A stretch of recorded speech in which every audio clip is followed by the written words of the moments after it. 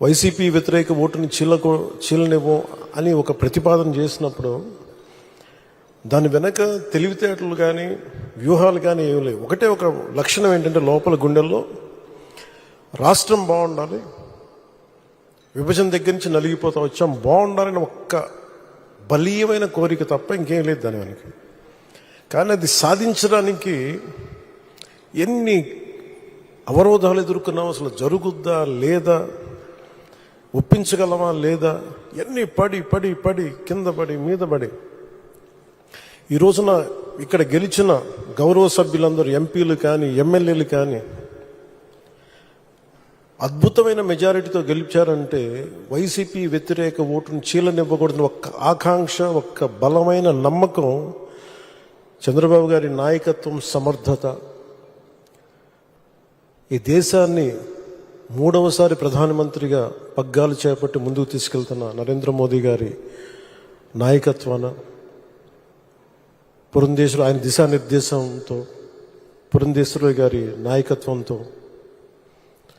తెలుగుదేశం నాయకులని చాలాసార్లు చెప్పాను, వాళ్ళందరి సమిష్టి కృషితోటి ఒక అద్భుతమైన విజయాన్ని సాధించాం.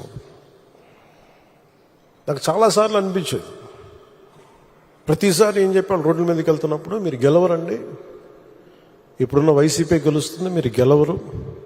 ప్రతిరోజు బయట వాళ్ళు ఎవరు చెప్పేవాళ్ళు, మనతో పాటు పక్కన ఉండేవాళ్ళు చెప్పేవాళ్ళు మాట. అసలు నమ్మకం ఉన్నది ఎవరికి అంటే, అసలు చెక్కు చెదరని గెలుస్తున్నాం, కొడుతున్నాం, నెగిటివ్ థాటే ఉండకూడదు, 170కి 160 కొట్టాలన్న మొదటి రోజు నుంచి చెప్పింది శ్రీ నారా చంద్రబాబు నాయుడు గారు చెప్పారన్నమాట.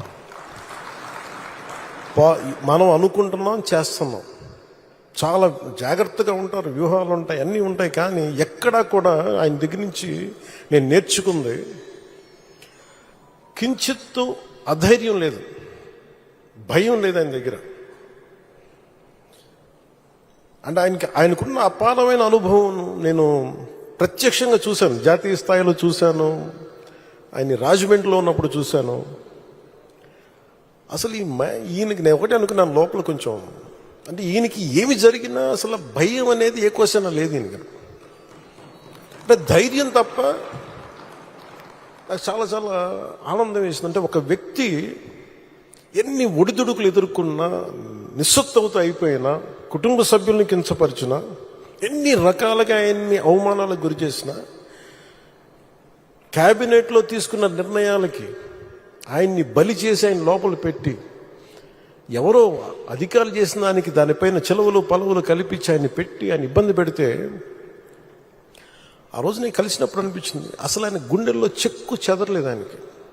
ఆయన ఒకటే ఒక మాట అన్నారు, this is way of life, politics అది ఇట్లాగే ఉంటుంది, మనం భరిస్తాం ముందుకెళ్ళడం. నాకు అనిపించింది నేను ఆయన అలాంటి వ్యక్తి పక్కన ఉండి అడ్మినిస్ట్రేషన్ ఒకటి నేర్చుకోవడం, కష్ట సమయంలో అసలు ఎలా ఆయన్ని చూసి నేర్చుకోవాలి.